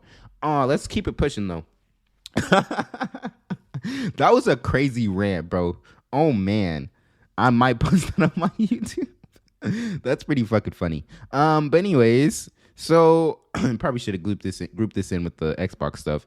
Is Microsoft plans to include the latest Call of Duty to release on Game Pass this fall. Microsoft plans a major shakeup of its video game sales strategy by releasing the coming installment of Call of Duty to its subscription service instead of the long-time lucrative approach of only selling it la carte. What the fuck does that mean? Is this a mistype? I don't know what the fuck that means. So Microsoft intends to reportedly add new tiers changes to Xbox Game Pass to accommodate adding Call of Duty on the service. Okay, so yeah. Oh shit, I think I did. I forgot to delete it. That the Xbox games coming to like PlayStation and Nintendo was supposed to be grouped in with this, but anyways, yeah, so this is interesting. So it's like, damn, they're really, really, really trying to like put all ducks in a row into or all fucking, bodies, all resources into Game Pass. And it's like, it's kind of weird because what? Like, what is the incentive? Like, you need an Xbox or a PC to get Game Pass. And it's like, I'm not really seeing the incentive here, not gonna lie. Yeah, I don't really see the whole value in that. Because which wouldn't they if they're I'm just saying that because okay, if Game Pass isn't really growing, this could just be a strategy to get some growth into it. Like why I just feel like they probably invested too many resources to just kick it to the curb at this point. And so, because I was just saying, like, if they are fucking trying to make back that 70 billion, like, why are you not trying to? I mean this in like the this is like a this wring every profit out of COD. Like I don't. There's no like non-corporate way to fucking put that, but it's like you're gonna maximize your sales with disc sales, So yeah, I don't really see the incentive in this. And the last piece of second to last piece of gaming news, Dave the Diver, which is a really fun game that I checked out. It was I think was on one of the it was like some indie like when the Game Awards and stuff. It was like an indie game. I think that was yeah. I don't know, but it just popped up and I was like I've been trying to get into some more indie games, so I did check this out and I was really enjoying it. It has like some pizzeria, like it's fun. You should definitely check out some like gameplay and stuff if you're interested. But anyways, so some free Godzilla DLC is arriving May 23rd, and so yeah, so Godzilla. I think the quick video was like showed like you're swimming in the water and Godzilla like pops up and screams at you or some shit. So I don't know if you're fighting him or if you're working in tandem with him or whatever. But this is limited DLC, which is I haven't really seen this. Probably it's free though, but it's available from the May 23rd to November 23rd, and so yeah, not sure why it's limited. But anyways, Grand Theft Auto 6 will launch seemingly in fall 2025. Take-Two has confirmed via Take-Two earning reports. Yeah, I don't know. Was there a speculation on when this was dropping? So, 2025 fall. So that's early next year. Ooh, shit, buddy. Wait, no, I'm hella dumb. Fall is not early next year. So yeah, a little end of the year, right? I'm idiot. Sorry. Yeah, I think the end of the next year, a little bit. Well, because fall's like October, like November shit, right? September? No, I don't know. Probably sound dumb as hell. Anyways, so there's this some comic stuff. So there's this new Doom comic, I guess. And so apparently it starts off with the first page is a reference from MF Doom song. So that's pretty cool. And like I said, I was saying earlier, I don't read a lot of Doom books. And so this is something I might check out. I think the artwork looks pretty good from what I've seen. It's by, Jonathan Hickman's on this. So I might really, really check this out. So hopefully, I'm gonna call up to my comic store to see if maybe I can get a physical on this, but maybe not, and I probably gotta find it on digital, whether that's sailing the seven seas or buying it. I would want to. The art of this cover looks fucking fire, so I do want to try to find it physical. But yeah, so I might be tracking that down and check that out. And then some DC stuff. I really want to get into some DC stuff. I think I'm gonna check out what's it called? What is it called? World's Finest, Batman and Superman. So I might check that out. I always see some really good stuff in there. I really like the artists on it too, like Dan Moore or something. But anyways, Diana and Damian Wayne will be teaming up in Wonder Woman number 12. A new dynamic duo makes its debut in Wonder Woman number 12. Diana teams up with the unlikeliest of allies, Damian Wayne, on a top secret mission to save their fellow heroes. In this story from Tom King, find out if Wonder Woman and Robin's plan to break into Gamora's Supermax prison will be successful, or will it be an elaborate trap? Yeah, I mean, I'm not necessarily like invested in this Wonder Woman comic, but I feel like this fucking team up is pretty random, so definitely interested to check that out. And don't know when I will, but I'm definitely planning to check out World's Finest at some point. And so that wraps up all the news. And so let's get into some X-Men 97, my boy. All right, so I wanted to do a rewatch of the series because I wanted to go like in detail of like the story and the themes and whatnot, but I didn't have time to get in a rewatch. So I'll try to. And this show is 10 episodes, so it's like I saw the first episode 10 weeks ago, buddy. So it's like it's been a bit. But yeah, let's just we'll start off with no spoilers and we'll get into some spoiler stuff. And I definitely, I'm coming into this bitch with no notes, bro. So this is gonna be kind of. I'm sorry if this review is kind of ass. Sorry. But all right, I don't even know where to tackle this from, man. X-Men 97. It's a continuation of the old 97 show, which I didn't know. Did that end abruptly? Did people like not want that in? I'm not really sure with that. But man, I feel like, and I was trying to watch the original show before I checked this show out, and I got like only a couple episodes in. But I will say though, from what I've seen, this show definitely does justice to that show so much. From like and this can probably is gonna like come into one of my negatives, but from just the fast-paced grandiose story, or the fast-paced storytelling of like it sets up big fucking giant plot lines and like resolves them in an episode or two, which is like very of its time. It keeps that feel, which could be, we'll get into it a little bit. Let's say it could be bad, but then it just keeps the grandiose of the show, of the dialogue, and like just the like just the fucking spiels and speeches people go on in this show is just I feel like the dialogue, like I said, is very grandiose. It's very out there, very Shakespearean in a way. Maybe that's probably not the right descriptive, but yeah, that's how I feel with the dialogue and stuff. But bro, this show though, the narrative it crafts just in the short amount of 10 episodes is just so crazy. And this is definitely one of the best Marvel projects in a while, honestly. Let's see. I'm just trying to think of some like recent stuff that I was like, oh, it's like, wow, this is of extreme quality. And that's like kind of sucks that I really have to like think about that. And I'm not even saying that like, oh, hasn't been good stuff, but just from top to bottom, from writing, voice acting, like in a Marvel movie, like casting or whatever, but or like performances, but writing, voice acting, casting, or not casting, fucking animation, just everything like that is just from top to bottom is top notch. Character work, character development, like all that, bro. I'm really just trying to think of like what made me feel like, oh my god, this is like the most. Because I feel like with Marvel stuff, the recent Marvel stuff, like there's always a missing component. Like the writing. Oh, I guess low-key Guardians, honestly, Guardians 3. It's like from top to bottom, this I feel like is made with like love. And honestly, probably Black Panther 2 was what comes to mind. And like, someone's probably out there saying, oh, No Way Home, bro. That movie looks like shit for the most part, bro. Like that's what I'm saying. Like some component is missing, where it's visuals, where it's writing, where it's, well, you feel me? Like some component is lacking in the recent Marvel stuff. Yeah, I just feel like this is the most well-rounded. Like the animation, bro. Holy impact frames. This one thing I really liked about this show though is the anime vibes, bro. Just like the way they kind of like shoot certain action sequences, and like it just has very clear anime influences from like all the impact frames. And that's why I like wish I would like rewatch this, and so I could really like get into like some examples of that.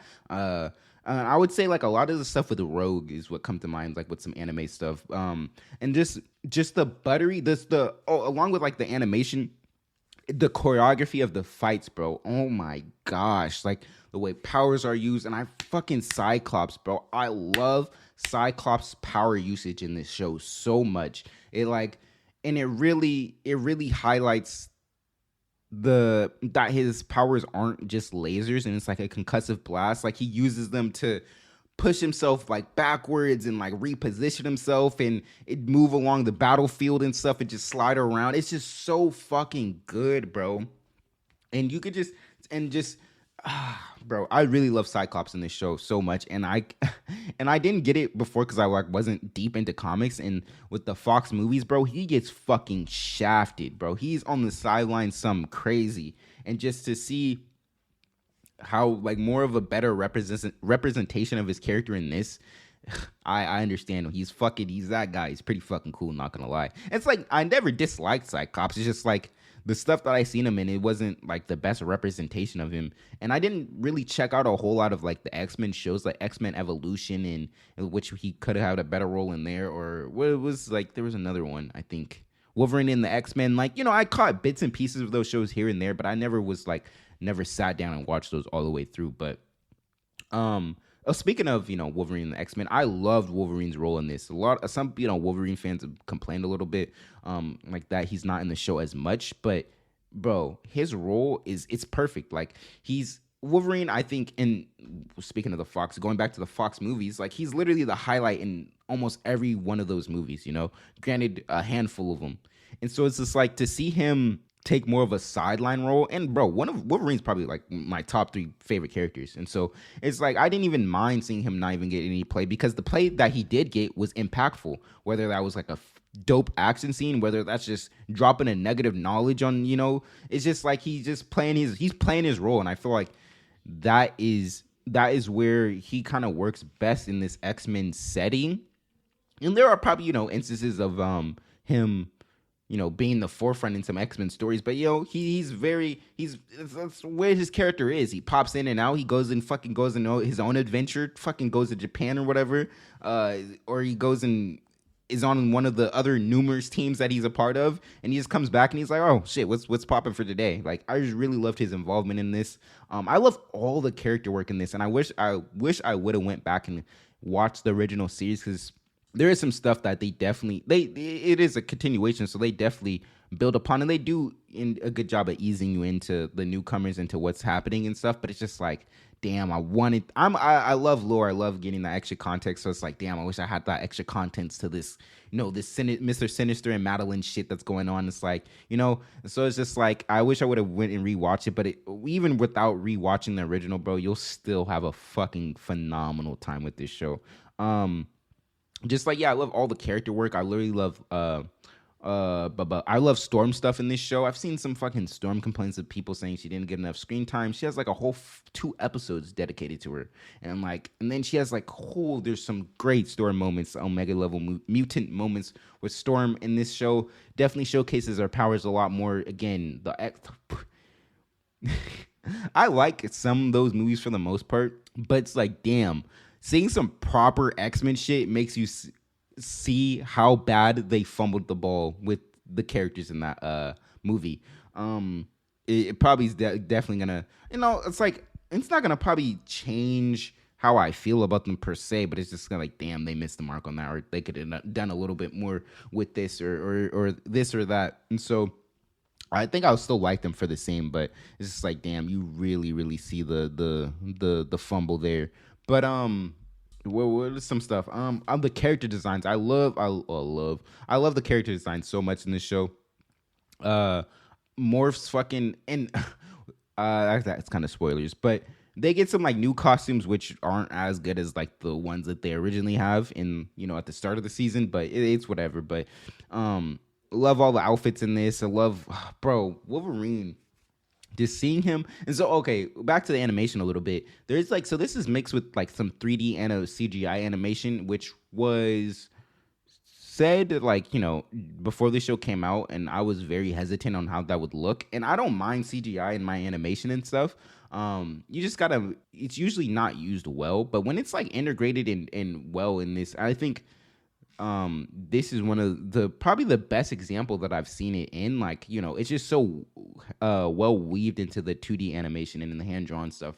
I think they did a really good job on something I usually don't end up liking too much. It was really heavily in Attack on Titan the last season, or whatever you if you know Attack on Titan, but I think it was used pretty well in that, and I think it's used even better in this. And so what was I saying? Like, character designs, yeah, I liked how grandiose and shit was. I guess some negatives though. It did feel like, and this is in style with, I feel like, the original series and stuff that came out during that time. It's very, very, very fast moving and pace and plot wise. But I feel like for the most part it worked out. But there were definitely some things that like were kind of wish we got a little bit more time to cook on that, or yeah, so I'll get to that more in spoilers. And I don't have like a ton of spoilers for this show, because like I said, it's just like I didn't have a chance. This was over a course of 10 fucking weeks, buddy. And I didn't really take any notes. I was just kind of going into each week and just enjoying the vibe. And so I didn't really take any notes and stuff. And so actually, hold on.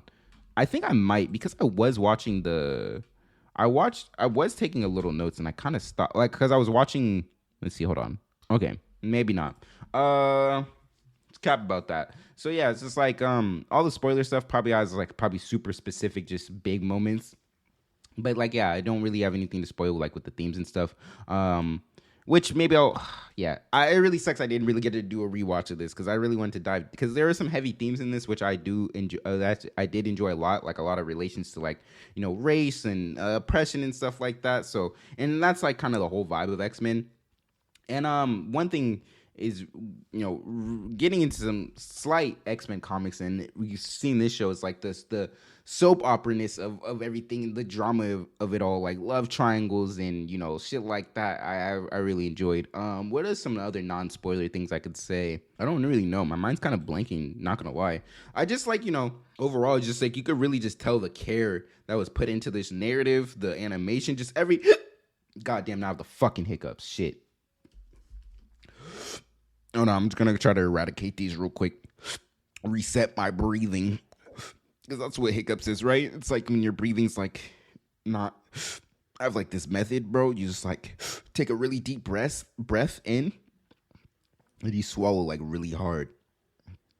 And it worked right now, but I've tried to have other people to do it, but it didn't work on them. But it fucking works for me every time. They're gone just like that, buddy. So use that method if it works for you. I don't know what the fuck that was, but yeah, but like I just love the passion that you could tell that was took with this series, and needs to be taken with all art. It's not just like some fucking shit to make money with, which it is and it isn't. But yeah.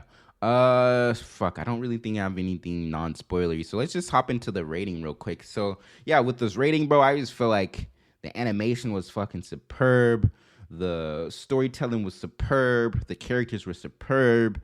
Like, man, this was a really great package, a really great watch, and I'm excited for the future of all this. And I'll should I get into some? So yeah, season 2, before I get into the rating real quick, season 2 is already confirmed, and I think it's low-key like in its final stages. Like, they're got the ball rolling pretty quickly on that, and I think season 3 has already been confirmed and announced and stuff. And so yeah, let's stop a rating on it. Like I said, everything really came together really well for me. I'm just trying to, like, play in my head how bad the negatives of like, it's really only like it's like the fast-paced storytelling thing, really, which is just like, in honestly, that's one thing. No one really like comments and shit on these podcasts yet, but I think something interesting to ask an X-Men fan is like like, it seems like they are dealing with some big like X-Men storylines, and they're just kind of breezing past them. Not even breezing past them, because they are handling them well, in my opinion.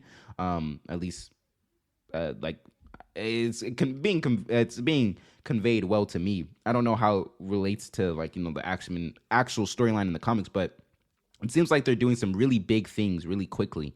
So I just wonder what, just to pick an X-Men fan's brain, like, what's left, and are they going through this too quickly, and what's the consensus on that? Like, I haven't seen anything negative about it, so it must be being handled pretty well for the most part. But yeah, but to slap a rating on it, like I said, the negatives kind of just aren't really, they're not too bad. So I'm probably like at a 9.5 on this.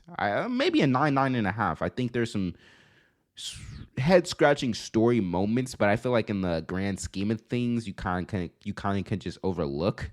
But yeah, I think I'm at a 9.5 on this. I think if those, like, those little story things were ironed out a little bit more, then Speeds would be easily a solid 10. But yeah, let's just jump into spoilers. So spoilers for X-Men 97. I guess I'll just jump into like what those were. So like, bro, like so there's little stuff like Magneto comes back, and I didn't really give a synopsis on this at all. I think that is definitely something. So this is probably, like I said, an ass review. But anyways, like, at one point, Magneto comes back, and he is what am I trying to say? Like, what part of the story in this? Basically, like, makes an ultimatum, like, oh, your Charles, your X-Men can join me, or they can stay with you. And some characters like join Magneto, and then like they just have a quick switch, and it's not really acknowledged or anything like that. Like, back over, and then like there's a super evil villain that literally killed millions.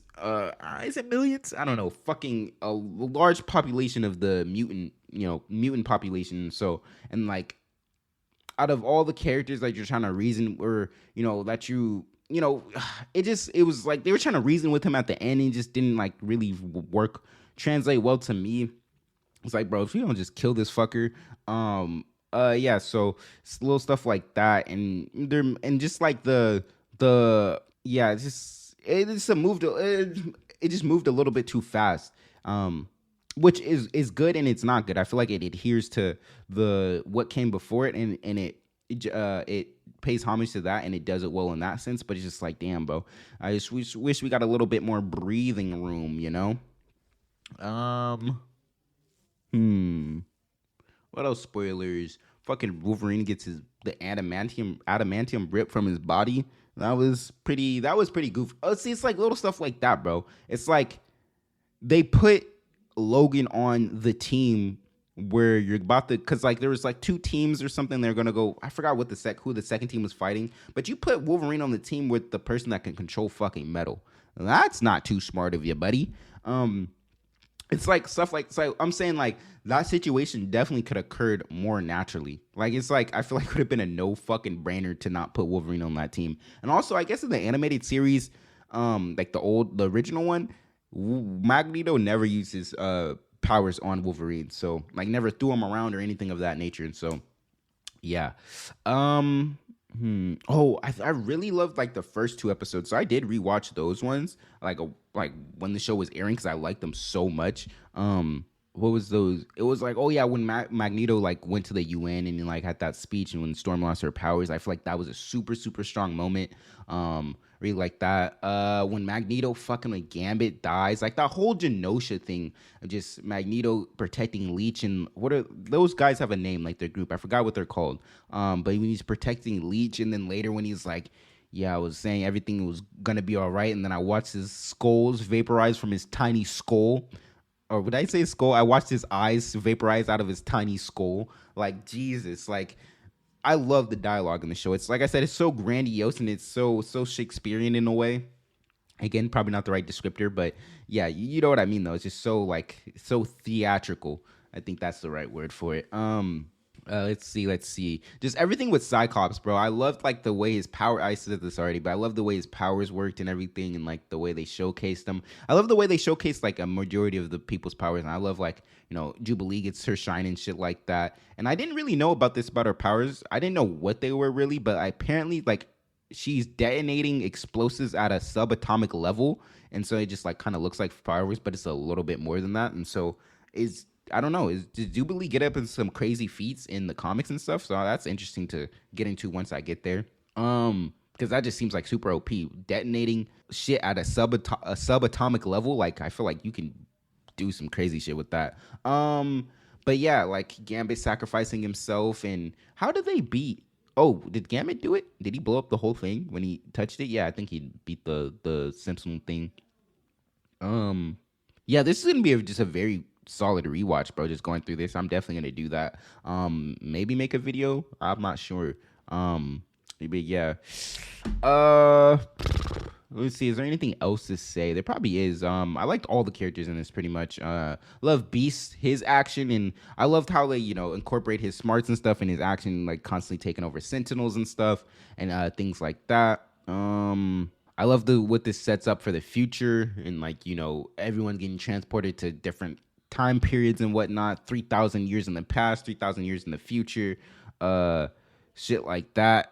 What's it called? Apocalypse coming. So I'm a little confused. So they're acting like, of course, he looks a little different in the past, but wasn't Apocalypse in the original series? So how did that work? Do they not know who he is, or was there some timeline shenanigans where they erased? But yeah. They see him in the past and they don't know who he is. And granted, he does look a little different, but he has that big ass fucking Joker smile shit on his face. So it's like, yeah, it's pretty telling. But maybe they just don't recognize him yet. So it's like, and then because he picks up, so he might be bringing Gambit back as Death, one of his four horsemen in a four horsemen of what the fuck is it? I don't know. But yeah, he usually picks like 4 mutants and he imbues them with some power, gives them an extra boost in their upgrades and whatever. And so I think Gambit at one point in the comics was Death for him. the Four Horsemen of the Apocalypse. Is that what they're just called? But yeah, so I guess Gambit probably will be coming back as a Four Horsemen. And then Jean Grey and Scott are in the future with a younger Cable and Rachel Summers. I think one of their daughters from a timeline. So it's some shit's being set up, and so that's very gonna be fun to get into. And I think Logan Loki is still on the bench, bro. Boy got his fucking medal took from his body. So yeah, I think he's on the bench right now.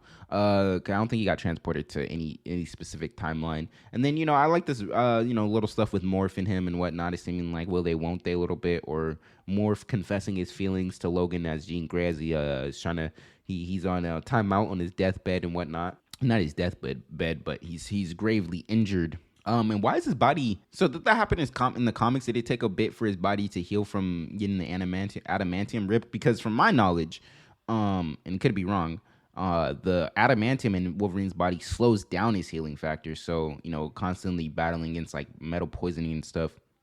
So when he doesn't have the metal in his body, his healing's a lot more rapid. So I'm not sure why he's down for the count. Maybe it's just plot reasons. Yeah, I mean, because I feel like his recovery. I'm not saying he's just instantly gonna snap back. Like, it's pretty fucking crazy damage, but like, yeah, I feel like you should be up in shape in no time soon. Is there anything else? Yeah, I just wish I would have gotten into more. Got a rewatch, and I could have talked about this a little bit more extensively. I feel like this wasn't the best of reviews. Definitely forgot to do the synopsis. But yeah, everyone who worked on this did a phenomenal job for sure. And okay, so there is some stuff what I was saying earlier with like what is his name? Bo, the guy who just like got kicked off and they haven't said why. What is his name? Oh, Bo DeMayo.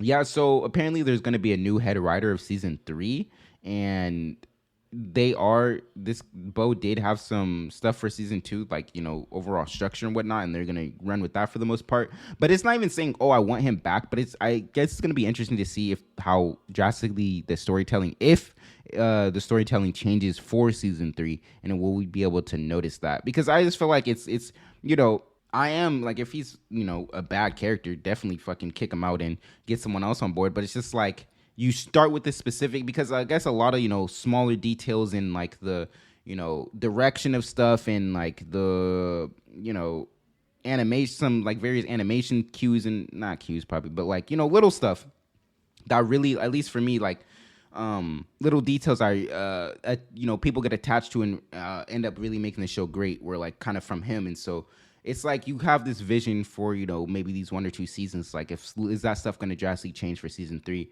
And I feel like that's just like kind of sucks out. Like you get settled into this great form of storytelling, and then it could possibly change for the worst. So I feel like why does this shit keep turning? So I feel like that's a possible thing that can I don't know where that point was going, but yeah, I really like the show. Definitely recommend it for sure. Even if you're not even into X-Men or superhero stuff, I feel like it's just a genuinely good show with a lot of deep themes and whatnot. So definitely check that out. But yeah, let's get into the weekly watch list. I don't have a much. Again, still on my list, the Spider-Man horror film that I probably brought up for the 3rd week straight, with the Walking Dead star.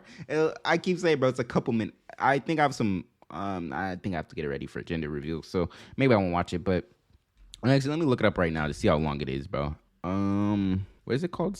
I say Spider Within, because it's definitely not that.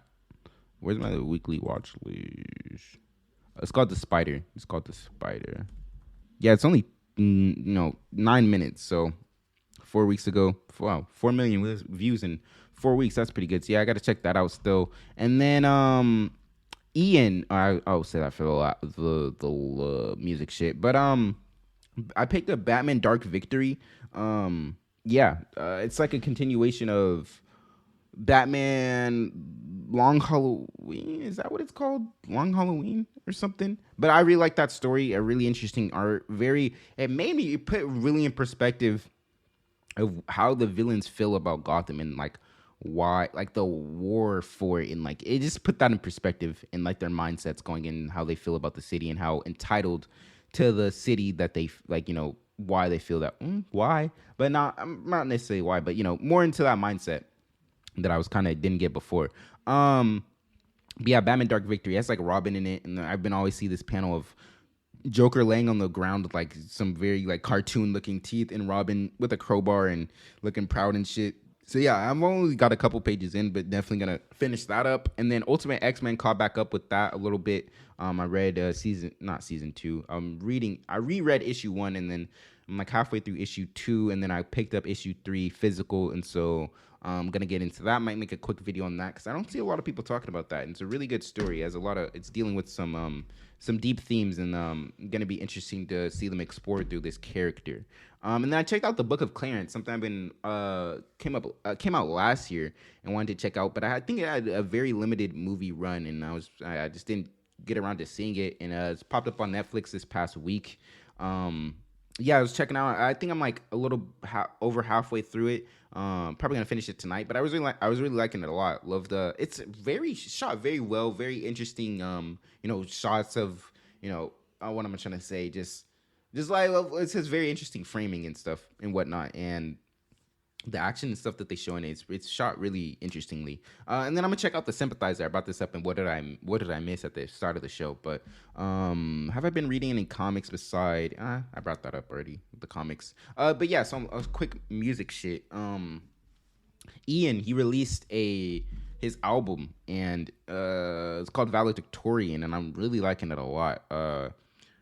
What's it called? Some tracks. So it's here it is. It is 10 songs, 19 minutes, so not too long. Breezy little listen. And then 2 of the songs came out already. But so there's the intro, which I'm not going to count. So that's down to 9 songs. And then Grand Slam and Figure It Out already came out and I have on my playlist. So I'm not going to count those. So we're down to 7 songs. And so out of the 7, I didn't grab 2 of them and put them on the playlist. And so 5 out of 7, bro, that's a pretty good fucking strike rate. So the songs I picked up though, Never Stop, that is some gas, bro. I love the beat on that. And so I got Never Stop, Bentaga, I don't fucking know. Probably some designer shit. Hermes Sheets, I fuck with that one tough. Omakase, I don't know. Judgment. So yeah, I fuck with those tough. I really like Never Stop. So if you're gonna check out any one of those songs, I'll check out Never Stop or Hermes Sheets. And fucking, where's my playlist, brother? Why does it? Okay. Fucking Babyface E dropped some music, bro. It was kind of scratching my neck for some Babyface E music, and he released a track called BTA Freestyle. Fuck with it tough, bro. In my eyes, so far, bro, Babyface E can't do no wrong, bro. Every time he drops, it's some fire. I haven't really heard a song that is from him or a verse that I was like, okay, that was trash. Maybe it was like some particularly, not my vibe, or it's like I wasn't like fucking with it overall, but it's never been on some, okay, that was some trash type shit. So yeah, he's always hitting for me. So go check that out. BTA Freestyle. I think BTA stands for Belt to Ass. So yeah, and then I just been PZ released the warm up. I only spun that once, so I gotta play that a couple. I'm sure it's gonna come in the playlist, but same songs. I just don't remember a whole lot about. I just remember liking it quite a bit, and that's why it's on the playlist. And been thinking about opening up my playlist, and so people can tap in and get the wait, hold on. Okay, yeah. Was there anything else? I was talking about Dave Blunt's last week, and I was talking about how he's like kind of making music, but bro actually has a decent voice and everything, and he keeps talking about this girl named Madeline and this girl Abigail, and one of them's a prostitute and is fucking all his niggas, and Madeline's like constantly cheating on him or some shit, bro. I don't know, bro, but he's always talking about it. Like, I listen to like all his songs on Spotify because it's shit that I wouldn't add to the playlist because it's like hella jokey and shit, but then also he can rap and he has a good voice, so it's like not a bad listen. And so I was just like listening to all his songs, and I added I had Juki Low Blop on there, and then I added My Girls Be Flawed. But yeah, bro, it's very, very entertaining listening, so I definitely would check him out. I think that's pretty much it. So yeah, let's move on to Pondering My Orb and close out this show.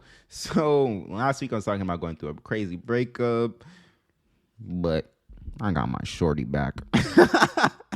Yeah, bro. Yeah, bro. Just hella way the cookie crumbles sometimes, I guess. But yeah, I guess I always bring this up.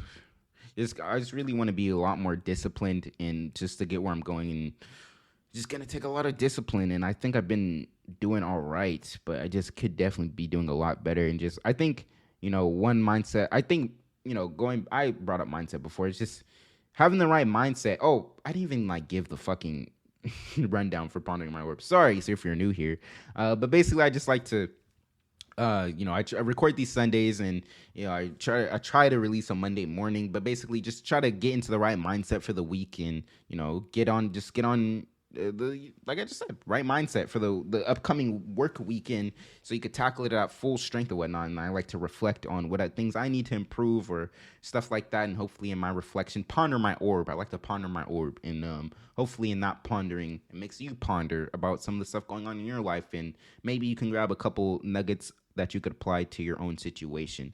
But yeah, like I said, just mindset, and just waking up with a mindset of okay, new day, new level. I gotta make the most of it. Whether it's getting up right away to hop on some editing stuff, and then going to work, knock that out in a I'm gonna say timely manner, but a fucking with good energy and shit, and then coming home and continue to be disciplined and not lose focus when after a long day, and just continue to stay up on my editing stuff and whatnot, and just things of that nature, and just it's the right mindset.